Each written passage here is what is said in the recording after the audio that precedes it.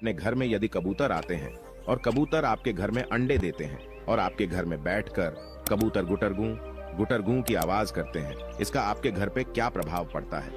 यदि कबूतर आपके घर में अंडे देते हैं तो प्रिय दर्शकों, क्या उनसे आपके घर में गरीबी आती है? क्या उनसे आपके घर का नसीब खुल जाता है? क्या आपका भाग्योदय होता है?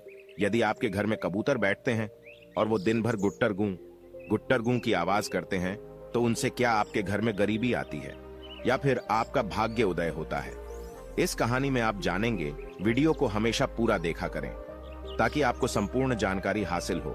जो लोग आधा अधूरा वीडियो देखकर बीच में छोड़ देते हैं उन लोगों को सिर्फ आधी अधूरी जानकारी मालूम पड़ती है। और प्रिय दर्शकों, आधी अधूरी जो जानकारी होती है ये खतरनाक साबित होती है, इसलिए वीडियो को हमेशा पूरा देखा करें। शुरू करते हैं प्रिय दर्शकों आज की ये प्यारी सी कहानी, ये प्यारा सा वीडियो। प्राचीन काल की बात है। प्रिय दर्शकों, एक नगर में एक मोहन नाम का एक व्यक्ति रहता था। उस मोहन नाम के व्यक्ति के एक पुत्र था जो बिल्कुल नवजात का छोटा था। अब उस नाम के व्यक्ति के घर में एक कबूतर का जोड़ा भी रहता था।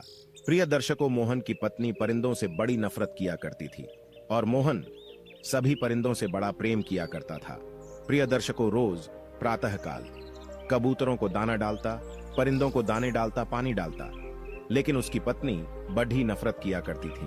वो अपने पति से अक्सर इसी बात को लेकर के झगड़ती रहती थी कि तुम इन फालतू के परिंदों को दाना पानी डालते हो, ये मुझे बिल्कुल पसंद नहीं है, आप ऐसा छोड़ दो, ऐसा करना छोड़ दो। प्रिय दर्शकों, मोहन अपनी पत्नी को समझाता है और कहता है कि प्रिय, ये सभी भगवान की देन है। ऊपर वाले ने जितनी भी परिंदे बनाए हैं ये सभी परिंदे हर इंसान को दुआ देते हैं, यह कभी भी बद्दुआ नहीं देते हैं, ये हमारी दुआ करते हैं, इसलिए इन परिंदों की खिदमत करना भी हमारा फर्ज है। इनकी देखरेख करना भी हर मनुष्य का कर्तव्य है। इनको दाना पानी डालना भी हर मनुष्य का कर्तव्य है। और जो मनुष्य परिंदों को दाना पानी डालता है उनका भाग्य साथ देने लगता है। इस तरीके से मोहन अपनी पत्नी को समझाता है, लेकिन उनकी पत्नी इन बातों को समझने के लिए बिल्कुल भी तैयार नहीं थी। वो अक्सर अपने पति से इसी बात को लेकर रोज झगड़ती रहती थी। वो कहती थी कि कबूतरों को मेरे घर से दूर भगाओ, मेरे घर के आसपास ये कबूतर परिंदे बिल्कुल नहीं आने चाहिए। प्रिय दर्शकों, मोहन की पत्नी हर परिंदों से बड़ी नफरत किया करती थी और अपने पुत्र से बड़ा प्रेम करती थी। अपने पुत्र को जी जान से भी प्यार किया करती थी, लेकिन परिंदों से और परिंदों के बच्चों से बड़ी नफरत किया करती थी। मोहन अपनी पत्नी को समझाने की खूब कोशिश करता, लेकिन वो बिल्कुल नहीं समझती थी। प्रिय दर्शकों, एक दिन की बात है। मोहन किसी काम से शहर चले जाता है और पीछे मोहन के घर में जो कबूतर और कबूतरी रहते थे वो मोहन के घर में ही अंडे दे देते हैं। अब मोहन की पत्नी अपने पति से इस बात को लेकर के झगड़ती। वो कहती कि इन अंडों को दूर भगाओ, मैंने पहले ही कहा था कि इन कबूतरों को घर में मत रखो, लेकिन तुम मेरी एक नहीं मानते हो। अब देखिए, इन कबूतरों ने हमारे घर में अंडे दे दिए हैं। इन कबूतरों ने हमारे घर में अंडे देकर गंदगी फैला रखी है। इसी बात को लेकर मोहन की पत्नी अपने पति से आए दिन झगड़ा करती, आए दिन लड़ाई झगड़े करती, लेकिन मोहन अपनी पत्नी को बार बार समझाता।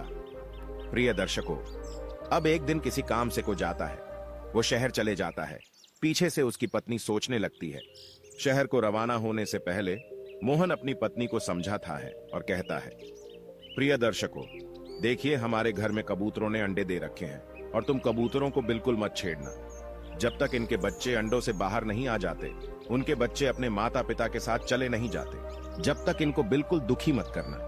और रोज अपने हाथों से थोड़ा थोड़ा कबूतरों को दाना पानी डाल दिया करो ताकि तुम्हारा भी अगला जन्म सुधर जाए, तुम्हारा भी भविष्य सुधर जाए।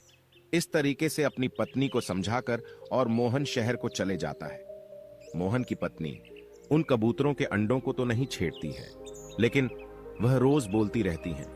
वो रात दिन यही सोचती रहती है कि मेरे घर से इन कबूतरों को कैसे भगाओ, इनके अंडों को यहां से कैसे भगाओ। प्रिय दर्शकों, मोहन का जो छोटा पुत्र था उसको भी इस बात का मालूम था कि मेरे घर में कबूतरों ने अंडे दे रखे हैं। अब मोहन का पुत्र इस बात का इंतजार कर रहा था कि कब मेरी मां घर से जाए। पिताजी तो शहर चले गए हैं, लेकिन अब मेरी मां घर पर है। जब मेरी मां घर से कहीं चली जाएगी तब मैं कबूतर के अंडों को देखूंगा। प्रिय दर्शकों, उसके कुछ ही देर बाद मोहन की पत्नी यानी उस बच्ची की मां पानी लेने के लिए पनघट पर चली जाती है।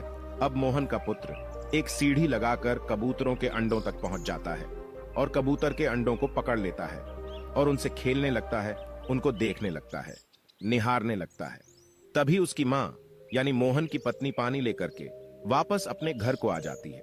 जब वह वापस घर को आती है तो वो देखती है कि उनका छोटा सा पुत्र सीढ़ी लगा करके और सीढ़ी पर चढ़ा हुआ है और कबूतरों के अंडों को हाथ में ले रखा है।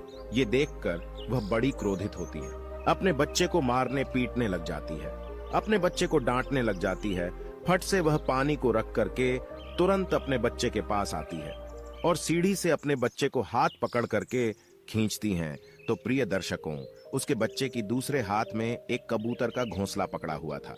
जैसे कि पत्नी अपने बच्चे का एक हाथ पकड़ करके नीचे को खींचती है, तो प्रिय दर्शकों, कबूतर का पूरा घोंसला उस बच्चे के हाथ से आ जाता है और जैसे ही कबूतर का घोंसला नीचे आता है तो पूरे अंडे फूट जाते हैं। प्रियदर्शी को एक अंडा उस बच्चे के हाथ में था, उसको उसकी मां पकड़ करके और जमीन में मार देती है, तो वो भी फूट जाता है और अपने बच्चे को खूब मारती है, पीटती है। कबूतर का घोंसला नीचे आने के बाद पूरे अंडे फूट जाते हैं। जब कबूतर और कबूतरी आते हैं, अपने अंडों को फूटा हुआ देखते हैं तो बड़े दुखी होते हैं, बड़े चिंतित हो जाते हैं, अपनी आंखों से आंसू की धार बहाते हैं, रोने लगते हैं। लेकिन अब वो तो परिंदे हैं, करे तो क्या करे। तभी उसी वक्त एस मोहन भी शहर से वापस आ जाता है। तब मोहना करके देखता है कि उनका छोटा नवजात बच्चा जोर जोर से रो रहा है। यह देखकर अपने बच्चे के पास जाता है, अपने बच्चे से पूछता है कि पुत्र, और ऐसी क्या बात है, तुम क्यों रो रहे हो। तुरंत अपनी पत्नी के पास जाता है, अपनी पत्नी से पूछता है कि बच्चा क्यों रो रहा है। तब उसकी पत्नी मोहन से कहती हैं कि मैंने तुमसे पहले ही कहा था कि इन कबूतरों को घर में मत रखो। आज देखो तुम्हारे पुत्र ने कबूतरों के अंडों को पकड़ लिया है, उनको छू लिया है, इसलिए मैंने इसको मारा है, पीटा है, इसलिए यह रो रहा है। प्रिय दर्शकों, मोहन जब कबूतर के अंडों के पास जाता है तो वो देखता है कि कबूतर के पूरे अंडे फूटे हुए पड़े हैं। ये देखकर बड़ा दुखी होता है। फिर से अपनी पत्नी के पास आता है और अपनी पत्नी से पूछता है कि तुमने कबूतर के पूरे अंडे फोड़ दिए हैं, अब कबूतर हमें जरूर बद्दुआ देंगे और इनका भुगतान हमको जरूर करना पड़ेगा। प्रिय दर्शकों, ये बात यहीं खत्म हो जाती है। अब कुछ समय निकल जाता है। कुछ समय निकलने के बाद मोहन फिर से शहर जाता है। जब मोहन शहर को जाता है तो प्रिय दर्शकों, पीछे से उसका बच्चा बीमार हो जाता है। अब मोहन की पत्नी अपने बच्चों को इधर उधर लेके घूमती है, इलाज करवाती है। वह सोचने लगती है कि कल मेरा बच्चा बिल्कुल स्वस्थ था, इसके शरीर में तनिक भी कोई बीमारी नहीं थी, कोई बुखार नहीं था, लेकिन आज अचानक से मेरा बच्चा बीमार हो गया है। मोहन की पत्नी अपने बच्चे का बड़े बड़े राजवैद्य से इलाज करवाती है, लेकिन उसको तनिक भी फर्क नहीं पड़ता है, वो तनिक भी सुधार नहीं आता है। वो धीरे धीरे गंभीर से गंभीर रूप से घायल होता जाता है। मोहन की पत्नी बड़ी दुखी होती है, रोती है, चिल्लाती है, कहती है कि मेरा एक ही पुत्र है और यदि इसको कुछ हो गया तो हम क्या करेंगे। प्रिय दर्शकों, मोहन के पुत्र की हालत इतनी खराब हो जाती है कि उसकी बचने की कोई आशंका नहीं रहती है। तब मोहन की पत्नी भगवान के मंदिर जाती है और भगवान से भी दुआ करती हैं, कहती हैं कि प्रभु, मेरा एक पुत्र है, इसको बचा लीजिए। तभी मोहन भी शहर से वापस आ जाता है और मोहन करके अपने बच्चे को देखता है।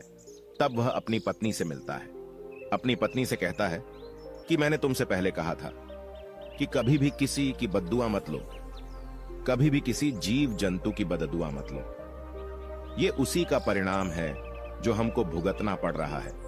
तुमने कबूतर के पूरे अंडों को तोड़ा है, ये इसी का परिणाम है। वो भी तो उनके छोटे छोटे बच्चे थे, उनको तुमने जीते जी संसार में आने से पहले ही मार दिया है, इसीलिए यह संकट हम पे आया है। प्रिय दर्शकों, मोहन की पत्नी भगवान रात दिन दुआ करती, उनसे अपनी बच्ची को ठीक होने की भीख मांगती, लेकिन भगवान तक उनकी आवाज पहुंच ही नहीं रही थी, क्योंकि उन्होंने उसके जीवन में इतने सारे पाप किए थे। न जाने कितने कबूतरों के अंडे फोड़े होंगे, न जाने कितने कबूतरों को अपने घर से मारपीट के भगाया होगा। प्रिय दर्शकों, जब उसकी बच्ची की हालत और भी ज्यादा बिगड़ जाती है, तब मोहन भी भगवान की पूजा अर्चना करने लगता है। जगमोहन के बच्चे की तबीयत ज्यादा खराब हो जाती है तो मोहन भी भगवान के मंदिर में जाकर के और पूजा अर्चना करने लगता है और पूजा आराधना करने लगता है। प्रिय दर्शकों, तो फिर इधर जब मोहन भगवान की पूजा आराधना करता है, तब मोहन की पुकार भगवान के दरबार तक पहुंचती है और प्रिय दर्शकों, धीरे धीरे उसका बच्चा स्वस्थ होने लगता है। मोहन अपनी पत्नी को समझाता है, कहता है कि कभी भी किसी की बददुआ मत लो। यदि तुम कभी भी किसी भी जीव जंतु की बददुआ लोगे, उसका भुगतान आपको जरूर करना पड़ेगा। और जब आपके घर में कोई भी परिंदे, कोई भी पक्षी यदि अंडे देते हैं, बच्चों को जन्म देते हैं, तो उनको उस वक्त वहां से मत हटाओ। उनको तब तक मत हटाओ तब तक उनका बच्चा उनके साथ जाने के लिए तैयार नहीं हो जाता है। अब मोहन की पत्नी की यह बात बिल्कुल समझ में आ जाती है। उसके बाद वह भी परिंदों की सेवा करने लगती है। परिंदों को रोज दाना पानी डालती है, तो धीरे धीरे उनका भाग्य भी साथ देने लगता है। उनके घर में फिर किसी भी प्रकार की कोई भी कमी नहीं रहती है। प्रिय दर्शकों, दिन दूनी रात चौगुनी हो जाती है। यदि आपके घर में भी कबूतर या कोई भी परिंदे अंडे देते हैं, तो उनको बिल्कुल ना हटाएं। उनको तब तक ना हटाएं जब तक उनके बच्चे उनके साथ जाने के लिए तैयार नहीं हो जाए। हाँ, एक बात है, यदि आपके घर में कबूतर रोज गुटरगू करते हैं, तो प्रिय दर्शकों, ये अशुभ संकेत देते हैं। इनको अपने घर में या तो शुरू से बिठाना नहीं, और यदि आप बिठाते हैं तो उसको फिर उनकी सेवा पूजा करें। इनको दाना पानी हमेशा डालते रहें। आपके साथ किसी भी प्रकार का कोई अशुभ नहीं होगा। ये थी प्रिय दर्शकों आज की छोटी सी कहानी। हम उम्मीद करते हैं कि इस कहानी से आप ढेर सारी प्रेरणाएं लेंगे।